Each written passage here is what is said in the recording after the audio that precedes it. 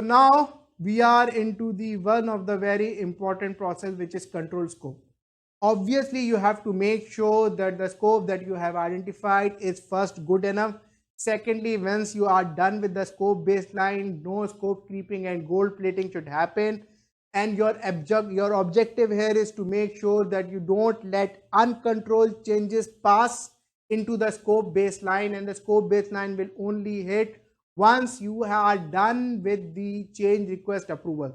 So we have already talked about the change. That's the only constant thing in your life. So scope will change. It is inevitable.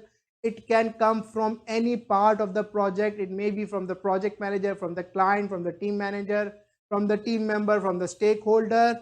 First, as a part, you are not only supposed to manage them, but you are supposed to make sure that you influence the factor from where the changes are initiating. So you might need to see if you have missed the stakeholder, identify its importance, create its chart, go back, study him, get the information out of it.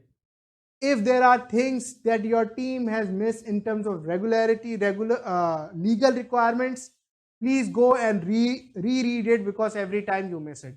The scope controls involve considering from where the changes are originated and how better can we limit those changes and affect that area so that these changes does not happen.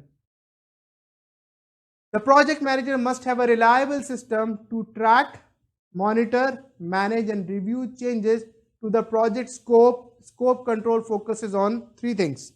Number one, facilitate the scope changes through the change control mechanism which are approved. Determines whether scope change has happened or not, and manages when the scope has changed. So facilitate the scope changes to determine the changes are agreed upon. If the changes are not agreed upon, scope baseline will not change, scope will not change. It is the process of monitoring the status of project and product scope and managing changes to the scope baseline. Uncontrolled scope changes are not welcomed. They are scope creep. We don't want it. We don't want to do the gold plating from our end. Scope creep from the client end, and project performance measure as an output are used to assess the magnitude of the variation from the original scope baseline. Next, we will see something on the next slide. Thank you.